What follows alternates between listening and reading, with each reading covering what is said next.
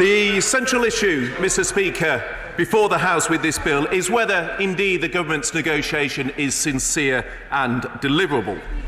The opposition have continued to refuse both to support a deal but also made clear that they will rule out a no deal, and as the member for Don Valley pointed out, there is an inherent contradiction in that position. The problem with this bill, Mr. Speaker, as my right honourable friend the member for Gainsborough made clear, is there is no incentive on the EU to move because the bill gives the EU complete control of the outcome of these talks. And let me remind the House that President Tusk and others within the EU have repeatedly said that they do not want the UK to leave. Indeed, he said if a deal is impossible and no one wants no deal, then who will finally have the courage to say what the only positive solution is? So let's not be in any doubt. Those on the other side of the negotiation do not want the UK to leave. They don't want to lose the 12% of the financial contribution to the EU budget that the United Kingdom pays, the £1 billion a month that this extension will cause, and therefore, in short, there will be no incentive for the EU to move. And this, in practice, will be legislation that will act as purgatory and endless delay. I'll happily give way. Secretary of State for giving way. Well, of course, it was the government's own chief advisor who described the negotiations as a sham, so we know what's really going on. But I'd like to ask the Secretary of State, is it true that members of the government legal service have been requested to provide advice in the last 2 days on all tactics possible to avoid this bill receiving royal assent? Is that true, yes or no? The Prime Minister addressed the issue on his statement yesterday in terms of royal assent, and ministers abide by the code. But he says that the negotiation is a sham. And yet one should look at what the Commission themselves have said. At Strasbourg, they said that alternative arrangements had merit as an alternative to the backstop. Just last month, the Council pledged in its official guidelines on Brexit negotiations, and I quote, flexible and imaginative solutions. Senior European figures claim that the backstop will not be required. For example, the former German MEP, a member of the European Parliament Brexit Steering Group, said, and I quote, there was a 99% chance that a backstop would never be used. And indeed, the issue arises because of the sequencing of the talks at the choice of the European Union themselves that left insufficient time for the negotiation when this issue should be addressed as part of the future economic relationship.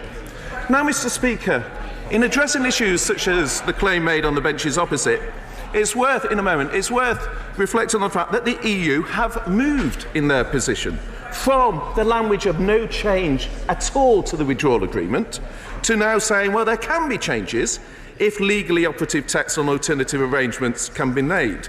And it's worth contrasting Donald Tusk's comments in June that nothing has changed when it comes to our position to President Macron's comments last month saying he was very confident that the UK and EU would be able to find a solution if there is goodwill on both sides. I give way. For giving way. Isn't the truth that members on that side of the chamber, no more than members on this side of the chamber, just do not trust the Prime Minister? When he went to Berlin on the 21st of August, he committed to presenting a deal within 30 days. We're now a third of the way through that timetable, and the truth is, there is no deal. That's the problem. He says that it's about trust in this Prime Minister. He voted against the deal that the previous Prime Minister brought back 3 times. And where the trust is lacking, in those who trusted the Labour manifesto that promised to respect the referendum result. Now, it's worth, Mr. Speaker, looking at the communiqué. I am sure members will have read the communiqué from the Commission issued at lunchtime today.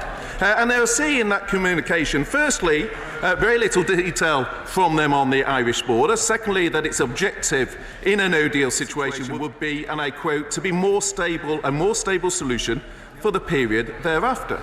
So indeed, their own communiqué falls short of the demand for an all-weather, all-insurance, legally operative text to which they have set as a condition to the United Kingdom. Legal text by the 31st of October will, of course, set out detail. But the test needs to be one which involves creativity and flexibility on both sides. It also needs to reflect the fact that the operational detail will be shaped by the joint committee during the implementation period itself.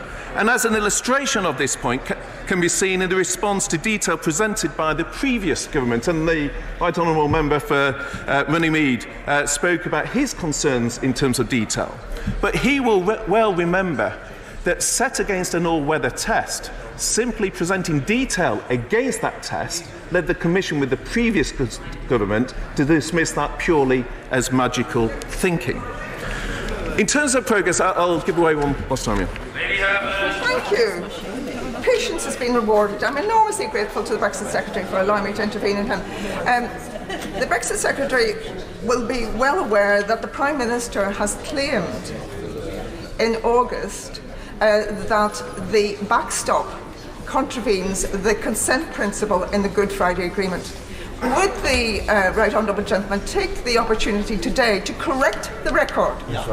To correct the record that the backstop in no way compromises the consent principle in the Good Friday Agreement. I think that's very important to have it on the record. There's two issues that speak to that point. Firstly, the concern the Prime Minister has as to the rule-taking element of the backstop, where those in Northern Ireland will continue to take rules in the backstop over which they would not have a say. And secondly, the element of consent from both parts of the community in Northern Ireland, and the concern that that is undermined by concerns in the community. And to address her earlier intervention, because she also made an intervention in respect of contact with the Irish government, the Prime Minister is discussing the issues around the alternative arrangements with the Taoiseach on Monday, and that builds on considerable other interaction with the Irish government. For example, I had a meeting with Simon Coveney in the Irish Embassy in Paris, I think it was last week, and the Foreign Secretary met him as well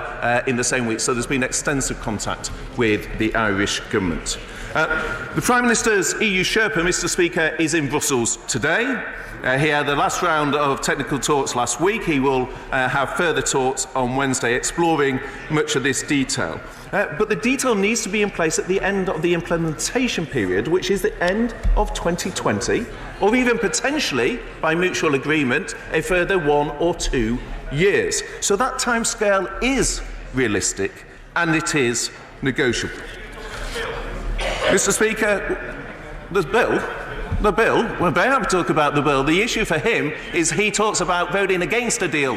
He talks against no deal, and he should come clean and admit that actually what his position is he is opposed to Brexit entirely. Mr. Speaker, the public want Brexit delivered. The business community want certainty. This bill will leave our negotiations in purgatory with a third extension after more than 3 years. Much has been made, Mr. Speaker, about parliamentary time, about the period between now and the 14th of October. But the EU themselves say that a deal would not be struck until the 11th hour, that it would take the EU Council decision on the 17th to reach a decision. So the issue is not the time that is spent in September, the issue is the time between the 17th of October and the 31st of October. Mr. Speaker, over the summer, this new government has narrowed down its negotiating asks as set out in the letter to President Tusk. It's targeted its request on the withdrawal agreement and a best-in-class FTA. This is a bill that is intended to stop Brexit. I urge colleagues to oppose it. Order.